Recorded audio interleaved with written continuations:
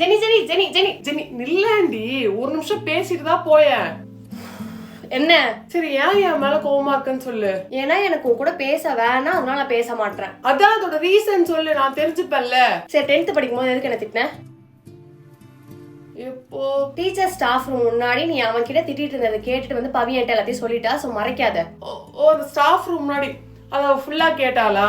Jenny எல்லாம் ஒரு ஆளா? அவ கூட பேசலாம், நம்ம உட்காந்து அழுதுட்டு இருக்க போறோமா? அப்படி இப்படி நீ சொல்லல.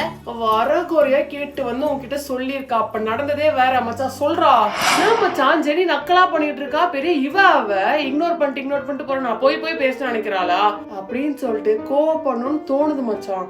ஆனா அவளுக்கு ஒரு பேபி ஃபேஸ்டா. அவன் ஃபேஸ பார்த்தாலே எனக்கு கோவமே வரமாட்டுது, கவலையா தான்டா இருக்கு. இதான் உண்மையா நடந்துச்சு.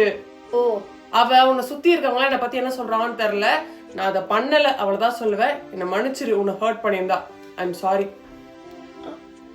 வாடா போலாம். ஒருவேளை குமார் சொல்றது உண்மையா இருந்துச்சுன்னா, யாரோ சொல்றதை கேட்டு அந்த மிஸ் அண்டர்ஸ்டாண்டிங்ல நான் இவ்வளோ நாள் பேசாம போயிட்டேனா? ச்சே.